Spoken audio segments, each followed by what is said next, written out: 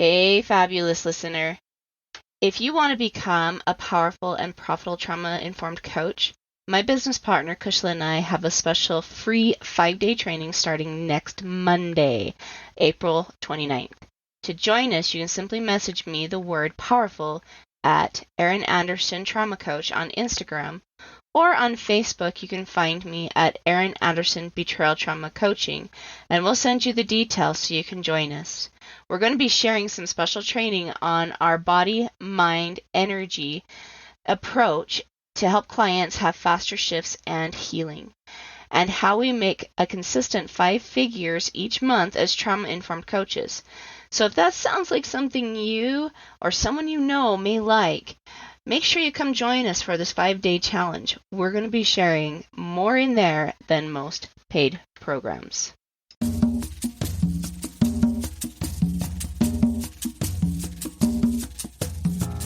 Hey everyone, it's Erin Anderson with the Erin Anderson Betrayal Trauma Coaching. I am super excited that you have tuned in today. Let's get talking about how to heal from betrayal trauma.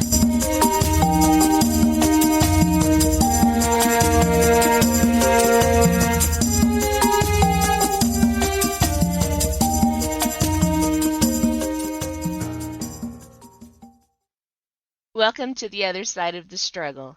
This is a podcast where we talk about trauma, how to heal it, and then how to take it and use it to unlock your mission and your potential, and to use it to live your very best dream life. When you're dealing with betrayal trauma, it can be hard to know how to heal it, how to stop the pain, and to know what your next steps are to take in your own life. And these are the questions that we try to answer here. Trauma has the ability to rob us of our joy and identity, which is why it's so miserable to experience. But with the right tools and with the right mindset, we can totally reclaim that joy and even use this trauma to strengthen ourselves so that way trauma does not knock us off of our joy again. Living your dream life should be a non-negotiable, but trauma tends to try to negotiate that with you. And even though trauma is not something that we will completely ever be free of in our life, the pain is negotiable. This is why I created Erin Anderson Betrayal Trauma Coaching and this podcast, is because I want my listeners, I want my clients to live, truly live free from the prison that trauma can put you in.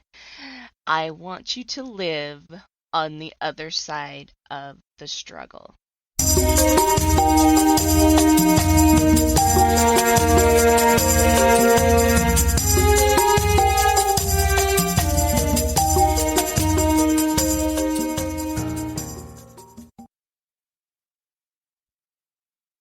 Hey everyone, welcome back to another episode of The Other Side of the Struggle. Really excited to have you guys here today. I have with me today LaNiece Smith. Now, LaNiece is a childhood trauma expert. She really works a lot with people who are dealing with stuff that have happened to them in their childhood. And even though they may have had a fantastic childhood, there's still things that we misunderstand as a child. There's things that we don't know just because our brains are not completely developed yet, right? Right. And so we take understanding and misunderstanding and things throughout our life, and we carry them with us clear into adulthood, into our relationships. And oftentimes, and it's something that I've noticed too, as I've been coaching women and even men now through betrayal, trauma, and addiction and all these problems, it's often rooted somewhere in this childhood trauma. And so I really felt like this was a great topic to bring to you, my audience, to help you understand more about your trauma, why it's happening, and what we can do to help resolve it so you can actually get to a healing place. So thank you, LaNiece, for being here. Tell us a little bit about you, like what parts of your story you'd like to share, and just so my audience can kind of understand you a little bit. Thank you, Erin. Yeah, so I actually did not know I had childhood trauma until I was an adult. I had no memory of it.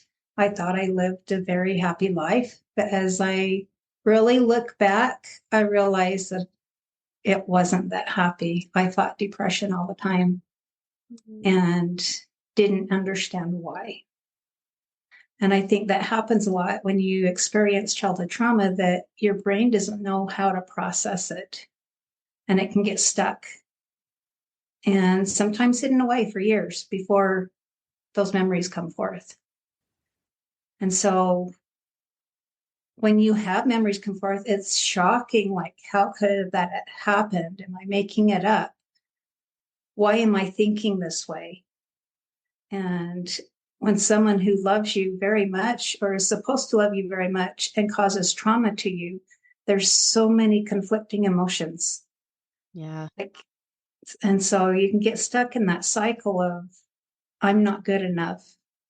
I'm not loved, even though you're told that. Mm-hmm. So, Or even just sometimes believed it, you know what I mean?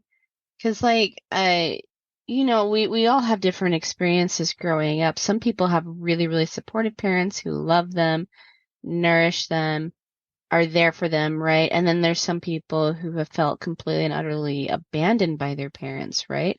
right. And even like there's no really rhyme or reason.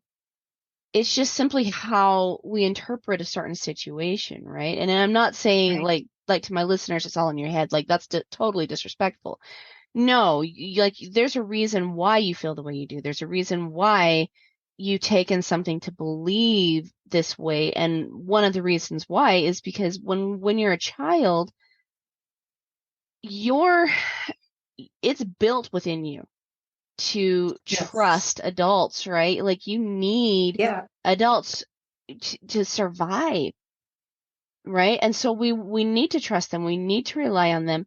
And so because we know this from infancy, when something goes wrong, and this is what happens in the child's psyche, when something goes wrong and that child feels badly, well, it can't be the adult's fault because I have to trust them. So therefore it has to be Yeah. something with me, right? Right. Yeah. You feel like it's all your fault, Mm-hmm. that And maybe so, you did something that caused them to treat you that way. yeah, yeah, exactly. Or even you did something that not just even caused them to treat you that way, but like caused the problem, caused the perception, caused right, caused whatever it is. It's got to be your fault, right? Right. And like, there's not a parent out there that doesn't leave scars on their kids and stuff like that. And I want to be very clear that it's not always a parent's fault either, right? Right. Sometimes, Mm-hmm. sometimes the parents really did everything they possibly could do, everything correctly, and the child still comes out with all of this trauma, right? Yeah. Just because we're in life right now, right? But it is Yeah. still so incredibly important to resolve that childhood trauma. So, how does childhood trauma relate to betrayal trauma now? So, well, you have this adult that loves you, or you feel, you totally trust them, and then they do something to harm you or cause you some trauma. You're trying to figure out, do I trust them? Do I not? Do they love me or do they not? Mm-hmm. And for me, I trusted parents totally 100%. Whatever they said was like the truth, Right. right? It was gold, right? Mm-hmm. And I think most children are like that. They Mm-hmm. trust what they're being taught. They trust that they're going to be treated good. And that mom and dad have my best interest in mind. And right? yeah, mom, dad have their best interest. Mm-hmm. But we have this core truth inside of us that we're born with, knowing if something feels good or not. Yes. So yes, if I it agree with that. doesn't feel good, our brains can't figure out why, especially when we're very, very tiny. Like, it doesn't feel good, but they say they love me. So Mhm. that, there's conflict. Mhm. Like, what does this mean? And sometimes it takes years to figure that out. Right. Right. Right. And you see that, like coming up in our adult relationships too, right? I know for me, um, I look back at my parents and stuff, and I can say like they tried so hard, right? Yeah. They really did. And there's a lot of good things I learned from them. There's some not so good things I learned from both of them. Um, and that's a fairly normal thing, right? Like I said, nobody's free of childhood trauma. And not oftentimes, all parents leave scars on the kids, even I. And I think I'm a pretty good parent, right? I really do. Yeah. But I still leave scars on my kids because I am living a mortal life. But, I remember having some really deep-seated childhood trauma. There was definitely some abuse that happened, right? Right. And those thoughts that seeded inside of me, they were able to grow and develop, and they went years and years and years without being unchecked, right? Like without Right. being taken care of, and without me even realizing that they were there because I was so used to them, Mhm. right? And so I get into my adult relationships. I have now, well, I don't now, but I had people that were toxic in my friendships, right? People constantly like mowing me over, wouldn't let me say something, constantly interrupting me, right? And I was just like, okay, I'm just taught to sit down and be quiet, right? Not say anything. I don't have a voice, right? All of a sudden that Right. comes up. Yeah. We hear things like, we get this from colleagues, like neighbors, right? And, even my husband, bless his heart, love him with all my heart and soul, but I can see now that some of the things that I looked for were things that were not necessarily healthy, but comfortable to me in these adult Yes. relationships, right? Even my Yeah. husband. And so, one of the biggest things I personally had to do when dealing with my own betrayal trauma, because I just couldn't handle it at one point, right? Couldn't do it anymore. One of the major things that I had to look to was actually my childhood trauma, and where I can see like my earliest memory of being traumatized as a child, right? Right. And because I could see like, oh, there's that path, right? Like Mhm. here's kind of where this whole thing started.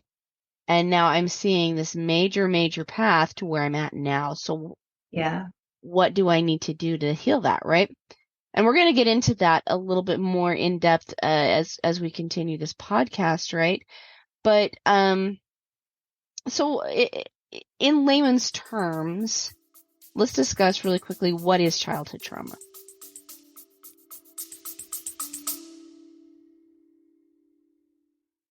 So how do you feel about boundaries? It's a legitimate question. A lot of people come to me really struggling with this concept. They often feel guilty for setting boundaries, or they're not sure about even what a boundary is. They've heard the term, set the boundary, things like that, but that's really confusing for them because it's not something that's well taught in our society nowadays, right? They know that boundaries are really important to having healthy, constructive, supportive, and wonderful relationships. But why? And oftentimes they also know that they feel like their boundaries are being violated, but they can't quite pinpoint what the boundary is that's being violated. That's why I've created the Clarifying and Creating Your Boundaries free PDF. You can find out what your boundaries are, how to tune in to what the boundary needs to be, and how to effectively create and communicate your boundary so that way you stay in this place that respects you, respects the other person, but also gives you the confidence in your boundaries so that way you stop being gaslighted, disrespected, and unseen. Having your boundaries really clear gives you a voice and also helps the other person stay in accountability with themselves. So that's not a role that you have to take on anymore.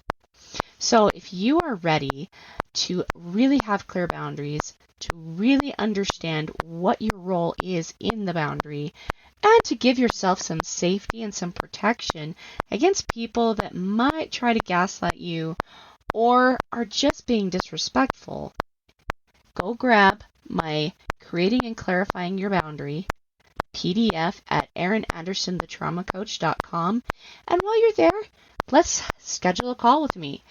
Come have a chat with me so that way I can really, really help you master this particular skill, creating boundaries, clarifying the boundary, communicating that boundary, and so that way I can also help you have relationships that show up to support you, cherish you, and love you.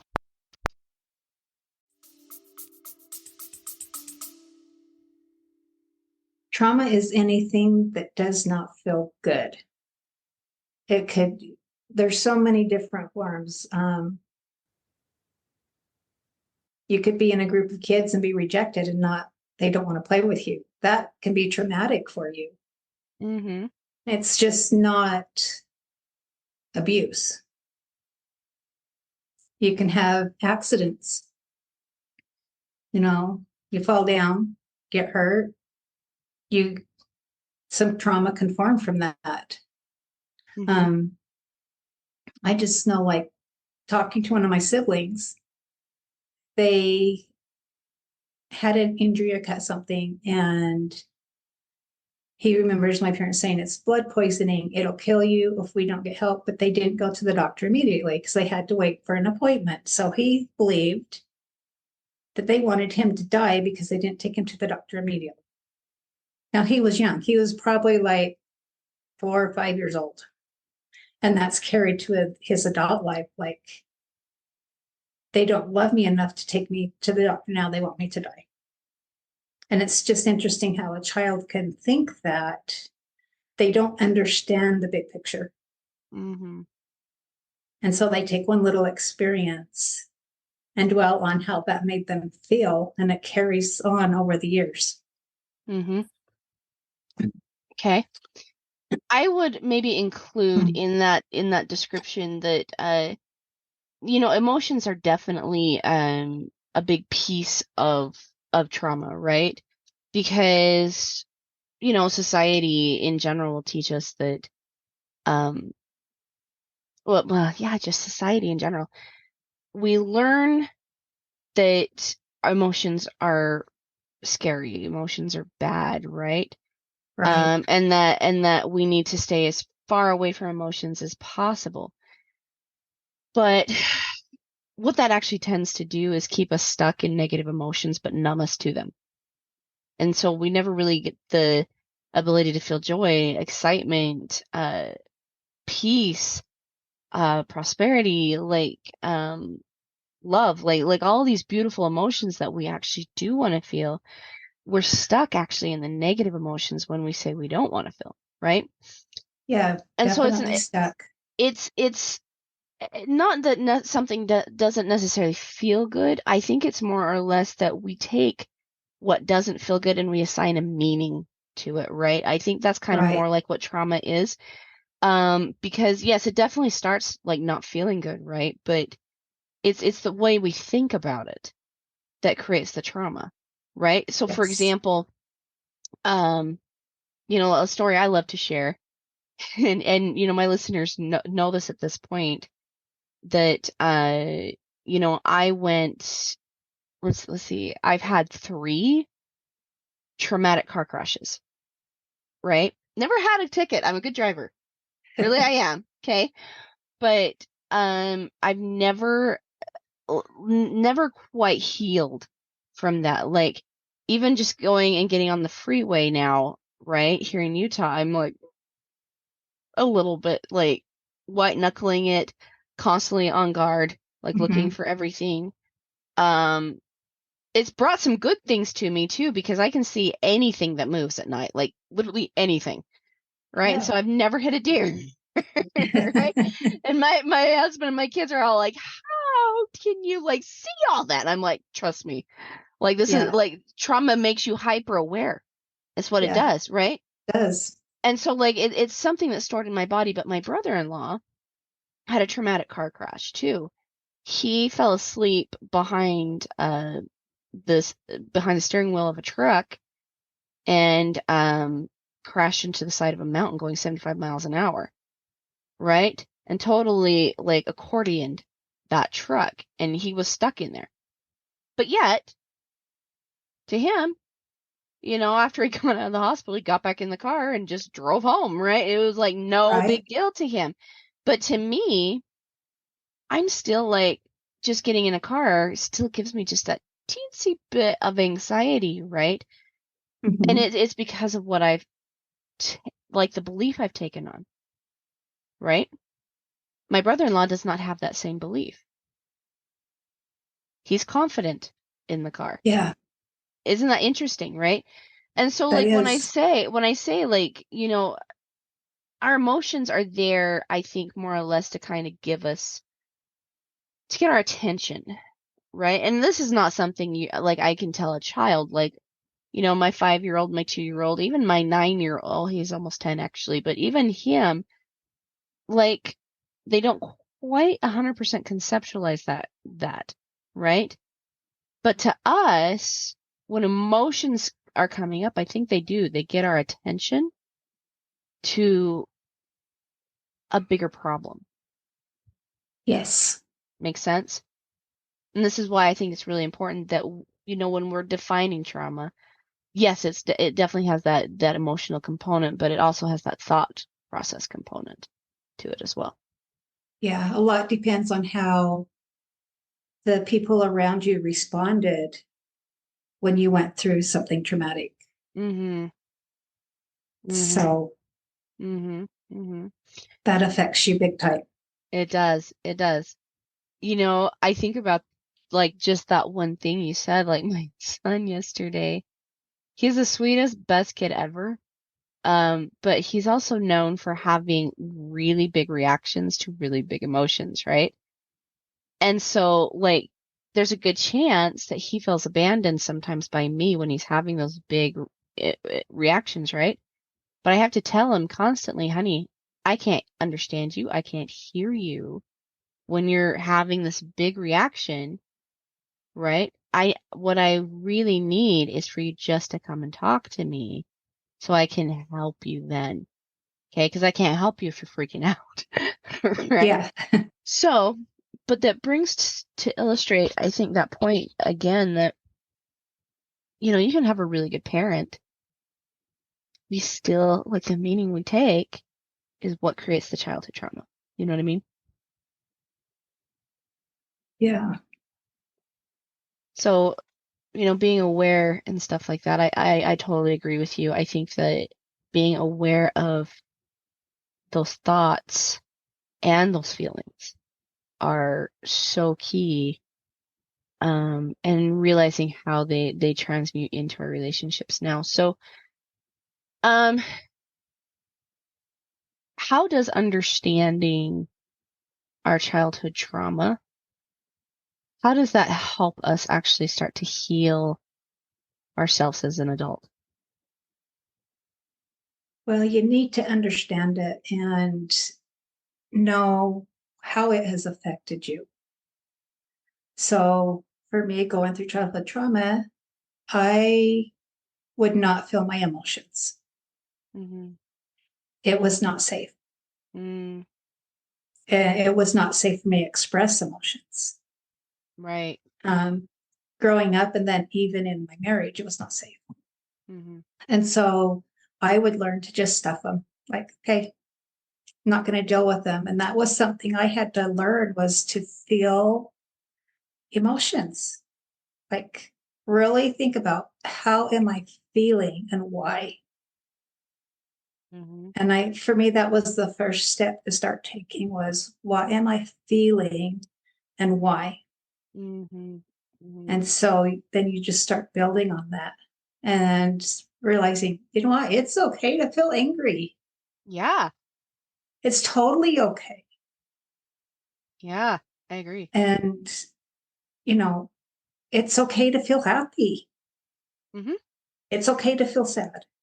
Mm-hmm. It's okay to have emotion, Mm-hmm. and it's okay to express it. Right. And I think childhood trauma really affects that emotional processing. Yes. So, Yeah. and I think that's really the really root that you have to go to in order to heal. You have to be able to verbalize, well, I feel this, or I felt this, and this is why. But you don't have to stay in that feeling either. Right. You can learn to move forward and like make a change in your life by feeling emotions and then letting them go. And that's one thing I really work on, is helping people let go of those negative emotions and start bringing in positive. Right. Because when we get overwhelmed with the negative, we're more likely to lose our temper. Mm-hmm. Every little thing affects us majorly. Mm-hmm. We'll have a big response instead of a small response. Mm-hmm. And so learning to deal with the emotions. Yeah, I love that, because I think that's something that a lot of adults, not just something that I think, it's actually statistically proven that a lot of adults struggle with that one thing, right? Right. And looking at my own kids, I've got 6 kids, I even see them struggling with, big emotions and stuff. Just because it is uncomfortable. Like, we don't want to sit and be angry. We don't want to sit and, like, we want to get through it as fast as possible and just be done with it, right? Mm-hmm. But I like what you're saying here, that, you know, sitting in it for a minute, you can ask yourself questions like, how long have I felt this way? Yeah. Right? Well, what a beautiful question, right? You can often, again, like, it takes you down a path of, like, memories that have come up over and over and over again, that have proven something, some sort of thought to you, right? Mm-hmm. So, like, for me, the feeling of being rejected, right? Right. With my husband's struggles, I definitely felt a lot of rejection with uh colleagues. Some of them actually tried to sabotage my job. Oh, there we go. There's that rejection. In college, I had roommates that rejected me. I had some rejection from professors. I had rejection from friends in high school, rejection from peers in elementary school, rejection from mom, right? And whoa, look at that. Like, I just totally was able to find that path Yeah. to why I felt that way for so long. And so, like, when you ask yourself, like, how long have I felt this way? Right? You'll often find yourself going clear back into trauma. And Yeah. that's a question I love asking my clients, like, right, how long have you felt this way? Because then we can actually start to address, like like the root of this, like where it actually started, Yeah. right? But the other piece that um I love also asking is, just because this was the experience and you've experienced this over and over and over again, does that mean it's true? Right? Mm-hmm. Just because you see Like here's a good one to illustrate that. We live in a highly sexual society. Like, so it's very oversexed, right? And Right. so you see billboards of women in skimpy clothing and perfect bodies, right? And magazines with women with perfect bodies and perfect body, perfect body. You see it everywhere. Does that mean it's true? Like, Yeah. I'm sorry, but women age, Uh-huh. right?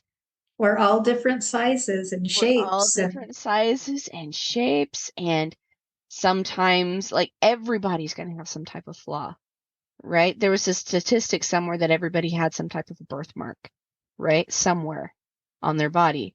That means that there's Mhm. some type of a flaw there, or a mole, or, spots, age spots, like we're going to gray. That's the Yeah. actual truth. So why have we taken that one image is the only image that's beautiful? Well, it's because we've latched onto a lie, Well, they make it look fun, right? exciting, Yeah, and yeah, but yeah. it's so unrealistic. It is so crazy unrealistic, right? It is. And not saying that a woman's only purpose is to bear children and raise them, right? Like that's a beautiful purpose. Don't get me wrong. I am so grateful I was able to do that. But just bearing children and raising them, right, it takes a toll on a woman's body, and it's never going to look that way again. A lot of those images aren't real. They're Yeah. AI'd or airbrushed, right? A lot of them. Yeah. And so, you know, it just kind of illustrates the point that just because we've experienced something over and over and over again doesn't mean that it's true, right? Right. We actually have to anchor into what is actually true. What do we actually know, right? Right. What is actually universally true? What is true on this planet and the planet in the next galaxy? Like, what is true? And when we start asking those kinds of questions, we can actually start finding the universal truths to help us heal this childhood trauma, like start unraveling it that's caused us all this stuff, clear Yes. into our adult life, right? So I know you mentioned, that there's a lot of different tools, a lot of different things that you love to do to help people, that heal that inner child, that childhood trauma. There's a few things that I like to do too, because obviously, like, this is something that comes up a lot in my work too, right? So talk to me about some of the methods you use with your clients and like how that helps them process and remove this childhood trauma. Okay. So first thing is identifying their emotions and where it's coming from and why. Mm-hmm. And then being aware of the self-talk. How am Mm, I talking to myself every day? And just becoming aware of it. mm-hmm. And then, okay, I'm doing this negative self-talk. What do I do with that? You And for know, me, it's simple. Just say cancel that out and think right? something positive. And it takes practice. Yeah, it does. And and again, like looking for the truth, but what's really interesting? I love that point because, I ask women all the time, that reach out to me. I'm like, how is your self-talk? And they're like, oh, it's fine. It's great. Then I get them on a call and I'm listening to them and they're like so mean to themselves, right? We don't Yeah. realize. We don't even We have realize no that, idea yeah, sometimes what we're doing. right. We totally don't. But it's that inner child that's sitting there like trying to keep their world together. That's that Uh-huh. self-talk, right? That's happening. Yeah. And they're panicking and they're freaking out and they're stressing and they're like, right? That's that Mm-hmm. negative self-talk. And that's one of the reasons why we ask that question is simply because we want to really hear what is going on. Like that negative talk is so Yeah. uh telling. It really, really Yes. is. And so And when it actually comes so naturally. yeah, it You does don't realize you're doing it until you start really trying to to pay stop it. attention. Yes. Yes.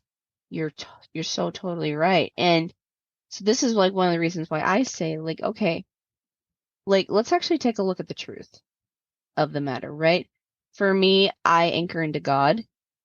Well, God doesn't make mistakes, so he makes miracles. So if I'm his greatest creation, what does that make me?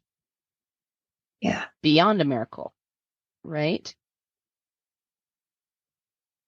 Like, you've got to look into what your foundational truths are and build from there. Okay? Because if you're Right. sitting here, it's kind of like this. Like, if you're going to build a home, like, you're going to put the foundation up, right? And then you're going to start putting the boards up. But if you're going to hammer every single nail in with an axe, right?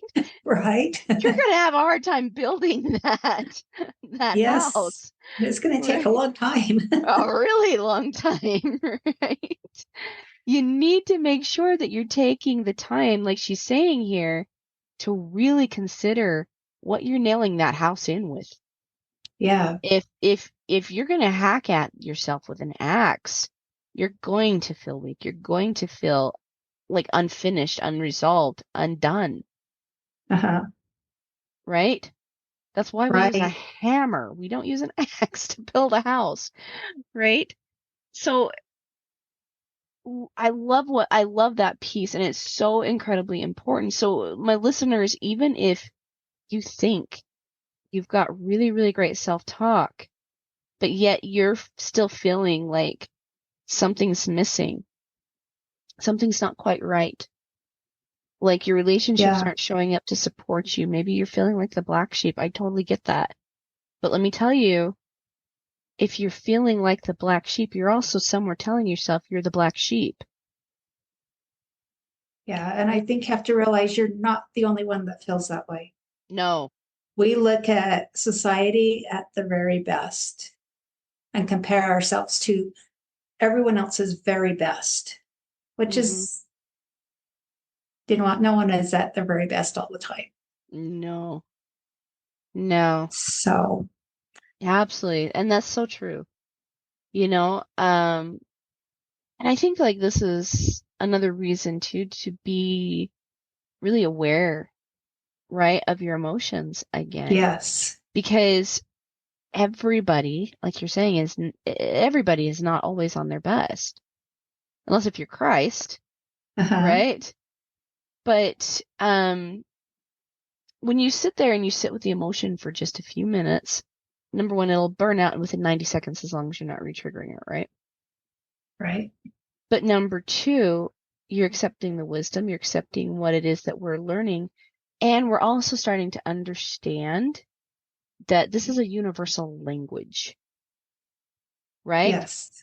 Like, I have a great friend from Africa, and I actually was just talking to him today, and we were talking about this whole idea of emotions, right? Triggering us and how when we push them away, we're actually resisting education. We're resisting wisdom. We're resisting truth. We're resisting joy as well, even if like joy is attached to negativity often. Yeah. And so we resist those things, right? We're pushing those things away. But this is a universal language. My friend, he knows quite a bit of English, but you can still tell like it's not 100% there, right? Right. I'm learning Spanish, but I am in no way fluent at it, right? Mm-hmm. But my friend and I can both understand sadness. My friend and I can both understand anger. My friend and I can both understand joy. Somebody that's Spanish, right? That is very fluent in Spanish and not so much in English. They can understand sadness. They can understand joy. They can understand these things because it's a universal language. Emotions are there to get our attention. Yes. You know what I mean? To just something, like something's not right. Something's going wrong, right? It's an invitation to get curious. Mm-hmm. But instead, we're pushing it Right. away, right? Yeah. That's all it is. It's just a simple invitation to get curious.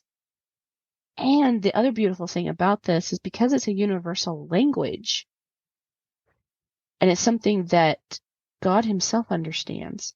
He understands these emotions. He also communicates to us through them. Every single one. Yeah. This is why emotions bring so much wisdom, is because when we sit in them and we allow them, it doesn't mean we act on them. It's the action that becomes bad, not the emotion, right? Right. When we sit and we just let them be, don't try to Yeah. push them away, right? We just experience Right. them. Give your time to feel. Yes, give yourself some time to feel these things, right? Yep. This is why we also start gaining immense wisdom, is because we are in that moment aligning ourselves with the universe, universal truth. Yeah. So, yeah, I like with my grandkids, if they walk in and they're sad, I'm like, I ask them, are you feeling sad today? And that will help them identify, well, yes, I am. I said, well, did something happen that make you feel sad? And just have them, just ask them questions to help identify their emotion and why. But then I also teach them, you have a choice. You now have a choice to choose the emotion you want to have. Mm-hmm. Do you want to still feel sad? And sometimes they'll say, yes, I do. Mm-hmm. And that's okay. Mm-hmm. And for me, okay, I'm feeling sad, but do you want to stay here? Well, no, I don't. I want to feel happy. So what do I need to do to feel happy? Well, I think about my grandkids giggling and laughing. That makes me happy. Right? I love my kids when they live. And then choosing how you're going to respond. Okay, how am I going to respond if I feel angry? Mm-hmm. Am I going to step back before I blow up on someone? Mm-hmm.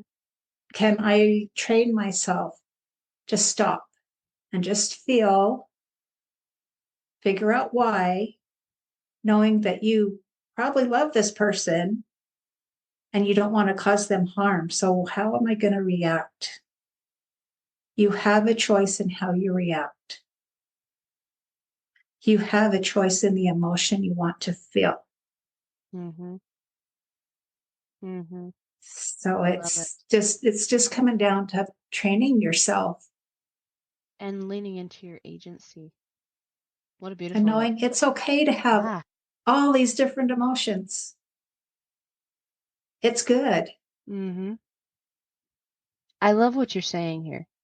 Like the idea that sitting in your emotion also gives you the clarity with how to use your agency in the very most powerful and best way. Yeah. Right? Whoa, that's a concept right there. Right? Yeah. Sitting in your emotions gives you agency. Yeah. And I Wow, think that's a it good one. brings, like, you can, in your relationships, you can think about, okay, they just reacted. So, for example, one day I called my husband at work and he just laid into me. I'm Mm-hmm. like, oh my gosh. And I got so angry that I hung up on him. Mm-hmm. And so, but here it is, it's several hours, and I'm thinking, okay, I have a choice. How am I going to respond? What is happening in his life right now that's making him angry? Mm-hmm. It most likely has nothing to do with me. Mm-hmm. And so I made a choice, and I'm glad I had a couple hours to think about it. So when he came home, I gave him a hug and I said, you must have had a really hard day today. Mm-hmm. And he's like, yes, I did. And he went into it and he was able to verbalize it. But if he'd come home and I got angry at him, he would have got angry back at me and it would have gone on and on for hours. Right. Or days even. Or Right? days, yeah. So it's up to us to diffuse the situations, having some understanding that maybe whoever we're with is struggling with some emotions. And thoughts, right? Absolutely. Yeah. Absolutely. And like And someone told me, think of the other person as if they're doing the best thing they can at this moment, the best they know how at this moment.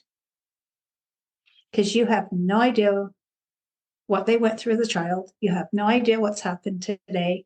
You have not walked in their shoes. Mm-hmm. And yeah, there's times where we all lose it, right? Oh yeah. And that's normal. But just to have more compassion for others. Oh yes. Compassion is never going to be a bad thing, right? But I also want Yeah. to mention it's also okay to say, you know, please don't talk to me that way again, right? Yeah, right. I don't appreciate the way that came out, but you know, I do want you to feel safe talking to me. I'm here to listen to you if you're having a bad day, right? Yeah. And also I'm here to listen to you if you do have things that I need to work on. Like I do want to work with you, right? But I can't hear you if you're going to yell and scream and just, you know, come after me, Yeah. right? Yeah. Like I've worked with my children, like they were very angry, upset. And every time as we were talking, and it was very heated sometimes, it would always go back to childhood trauma Mhm. every single time.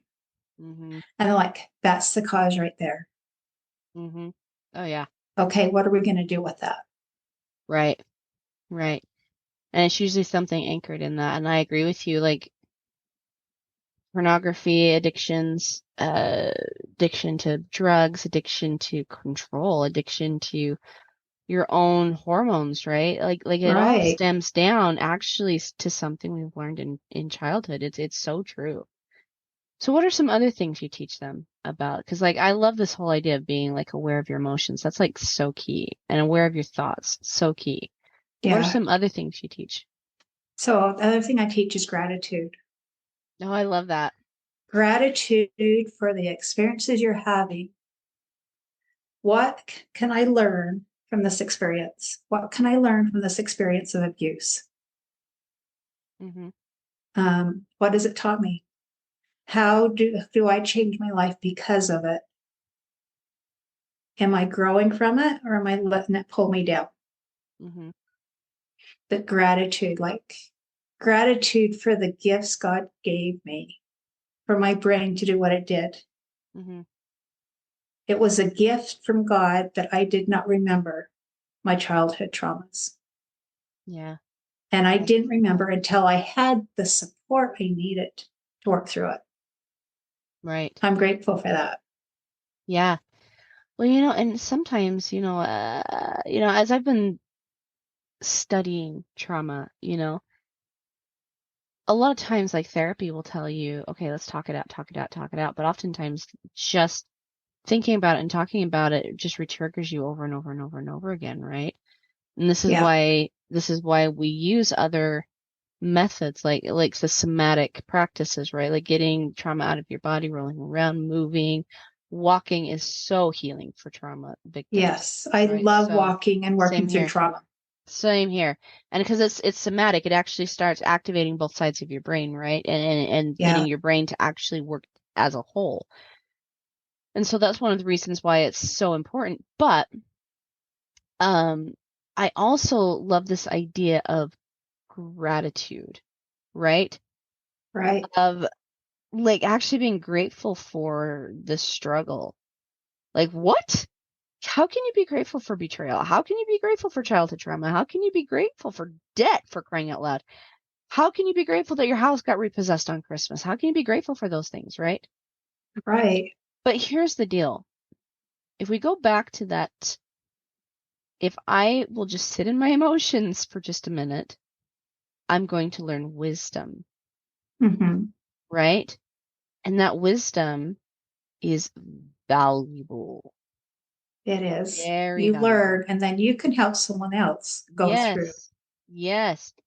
You And know, you learn the skills. You know what works for you. They just might work for them too. well, I had a really interesting conversation with somebody a couple of days ago. They asked me, what makes you different than a therapist? Like, obviously, I don't have a therapy degree, right? I went to school, I studied to be an elementary education major, right?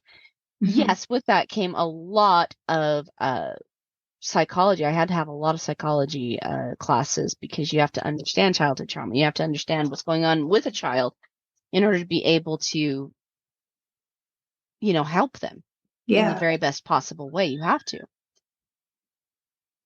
But what we learn, our needs as a child are still our needs as an adult. What we learn as a child, we often carry through to adulthood, right? Yes. And so it was a really interesting thing for me to see those things. But what I told her, I said, the reason why I'm powerful is because I've lived this hell, right? I have lived that trauma You've left it. and suffered major pieces. I've suffered Yes. and then healed it. And like, not saying I didn't go to therapy. I did, but it wasn't until I really started understanding a lot of these basic principles, as a lot of them like you and I are talking about right now, that I started actually healing. Therapy was great, but the minute I was done with therapy, I went back home and I was right back to square one. Uh-huh. Sometimes even less than square one, right? But as Yeah. I sat in the emotions, I allowed myself to feel them. What I realized is I actually had a deep wisdom inside of me. That wisdom was valuable. Therefore, I must be valuable. Look at all of a sudden, like my thoughts starting to change Yeah. naturally, right? Right. Learn beautiful, beautiful things from all emotion, even anger. Anger, if it's turned against yourself or uh, your kids or your allies, right? Then it becomes dangerous to Yeah. you. But if you turn that anger against your enemy, like the adversary, hint, hint, hint, Yeah, right? definitely. Now all of a sudden you became dangerous to evil. There's a thought, right? Emotions are good. I love Yeah. this. I love what you're saying, and learning the art of gratitude gives you also this deep wisdom, and it starts to shift, it starts to change, and you start to actually learn and accept truth, and that learning and accepting truth gives you that deeper wisdom. Yes. Like, so we all have bad days, right? Oh yeah. Some days that we're like feeling depressed. But what I've learned by identifying my emotions is you're going to have bad days. You just say, yeah, I'm depressed today. Tomorrow's going to be better because I know I will not stay here. Mm-hmm. I have the skills. I practice what I teach, and tomorrow will be better. But it's okay if I'm feeling depressed right now. Yeah, it is. And I found when I get sick, I get depressed. Mm-hmm. And just recognizing, yeah, that's going to happen. If you're laid up for a while, you get depressed. And Mm-hmm. so I'm more aware of that and I can do things to help bring me out. Right. Right. Not recognizing your patterns. I love that. Being able to recognize the patterns. Mm-hmm. Yes, absolutely. And no one's happy, totally happy every day. Mm-mm. You're right. So Even just now, I mean, I've got an adorable little 2-year-old outside the door, like, yeah. right? And I'm like a little bit like, you're adorable, but also a little bit annoying right now, right? But I love what you're saying again here is just being aware of your patterns, being aware of your thought processes. Don't judge yourself for them, Yes. right? Be aware of them. But I also want to add to that, I think like, what would your best friend want for you in those moments? Like, what would they be asking you? Right? Yeah. And like for me, like I get the whole depression. You're sick. I hate being sick so bad because I'm like, I've got too much to do. Stop it, right?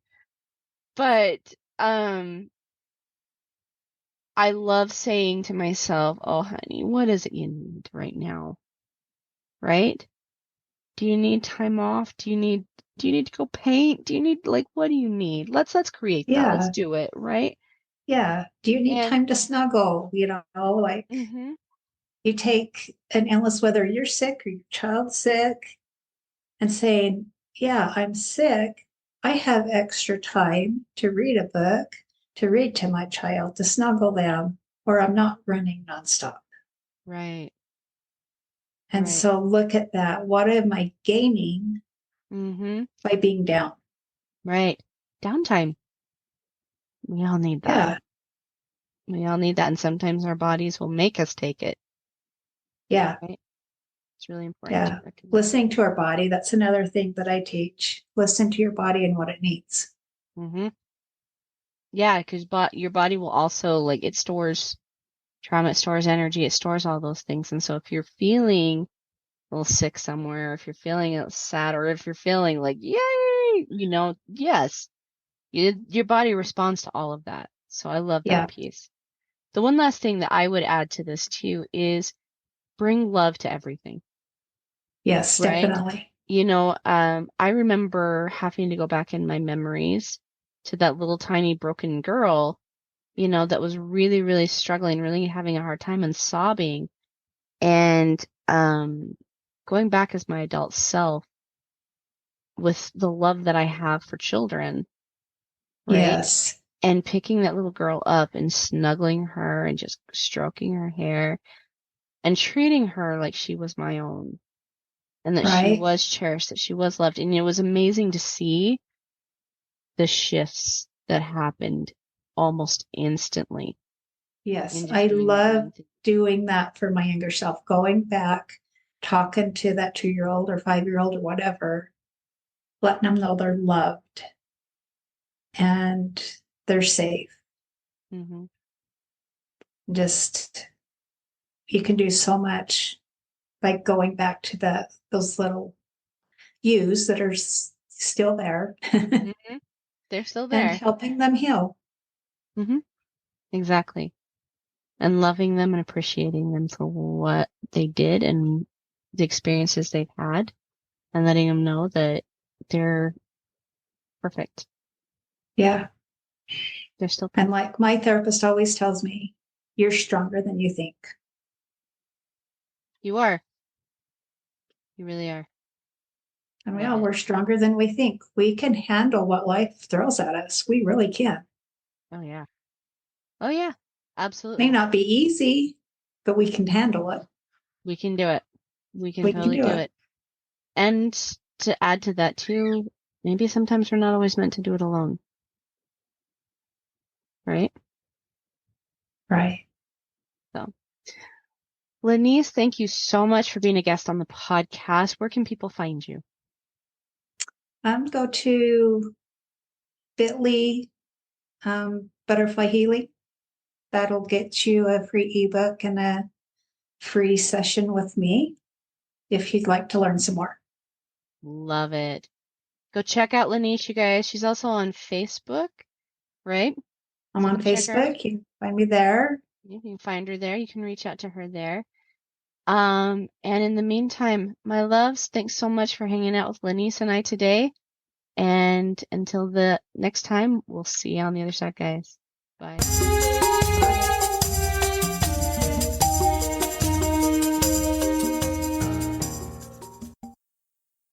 Okay, so I've got a question for you. Have you joined my free Facebook group or Instagram page yet? If you haven't, go and do that. And this is the reason why. I always post my freebies, updated information, and all kinds of goodies for my community in that page. I'm also really active. I post videos, I answer questions. So if you guys really, really want to get in and interact with me, go like me on Facebook, go join my group, The Other Side of the Struggle, Healing from Betrayal Trauma. Come find me on Instagram, Erin Anderson, Betrayal Trauma Coach, and come follow me because I always have something good there just for you, my audience, and I love connecting with you there. I also post anytime that I have groups going on. I talk sometimes about my programs. So if you guys are interested in working with me, or even just following me and getting as much free content as you possibly can, go hang out in my group. Go connect with the ladies that are there. Also come and join Immune and Unashamed for those married couples that are following me, because in that group, me and my business partner, Kaisen Kid, are also talking and offering some great content.